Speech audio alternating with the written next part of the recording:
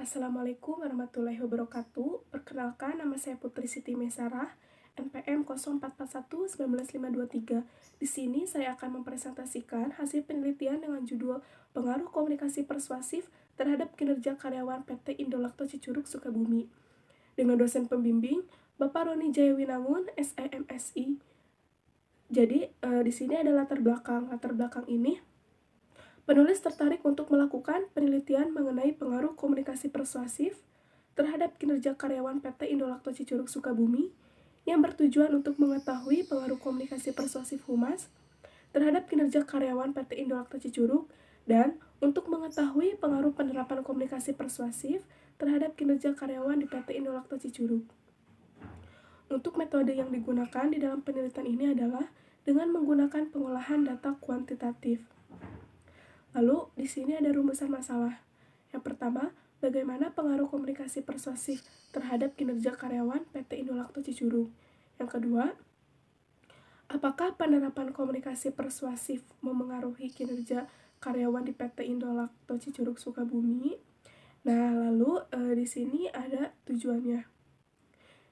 Yang pertama yaitu untuk mengetahui pengaruh komunikasi persuasif terhadap kinerja karyawan PT Indolakto Cicurug Sukabumi.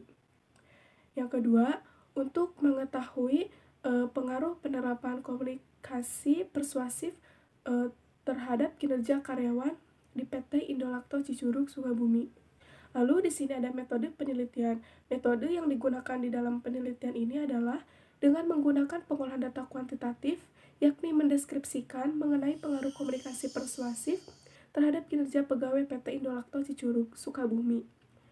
Yang dimaksud dengan penelitian deskriptif ini adalah untuk mengetahui, menggambarkan, menjelaskan, dan merumuskan penelitian yang mendeskripsikan suatu kejadian yang terjadi pada saat sekarang. Dan pendekatan penelitian ini digunakan untuk menguji hipotesis yang telah ditetapkan.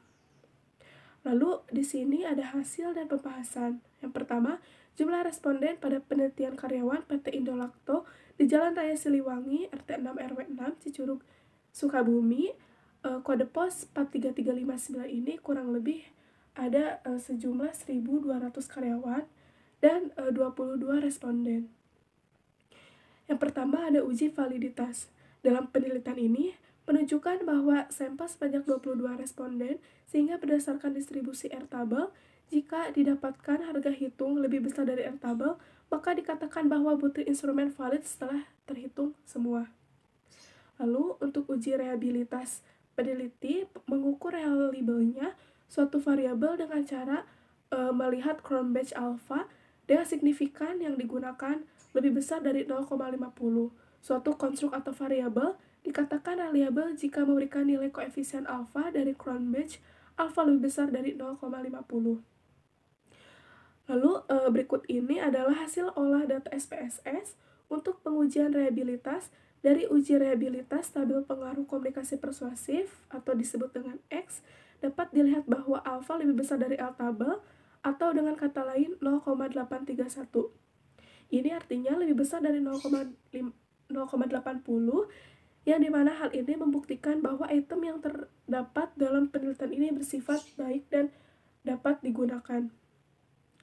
Lalu untuk tabel uji reliabilitas kinerja karyawan atau bisa dibilang dengan Y, dapat dilihat bahwa lebih besar dari tabel atau dengan kata lain 0,559, yang artinya nilai ini lebih kecil dari 0,60, yang mana hal ini membuktikan bahwa item yang terdapat dalam penelitian ini bersifat tidak baik atau buruk. Selanjutnya, untuk uji kolerasi adalah untuk mengetahui pengaruh komunikasi persuasif terhadap kinerja karyawan PT Indolakto Cicurug. Ini adalah hasil pengaruh komunikasi persuasif atau disebut dengan KP. Untuk di SPSS ini lebih mudah karena tidak perlu untuk mencari nilai standarnya. Dalam hasil ini, nilai kolerasinya valid karena ada 2 bintang atau bisa disebut dengan signifikan level 1%. Yang kedua, hasil kinerja karyawan atau disebut dengan KK, artinya kinerja karyawan ini hasilnya valid karena sama-sama memiliki 2 bintang, yang dimana dalam hasil ini nilai kolerasi signifikan mempunyai level 1%. Untuk simpulan, komunikasi ini merupakan merupakan aktivitas dasar manusia, di mana dengan berkomunikasi akan terciptanya suatu hubungan di antara manusia satu dengan lainnya. Lalu untuk kinerja karyawan ini merupakan tantangan manajemen yang paling serius karena keberhasilan untuk mencapai tujuan dan kelangsungan hidup perusahaan tergantung pada kualitas kinerja. Dapat disimpulkan bahwa tidak semua manusia dapat berkomunikasi secara efektif, sehingga dalam satu organisasi tidak timbul semangat kerja karena tidak terciptanya lingkungan kerja yang dinamis dan harmonis.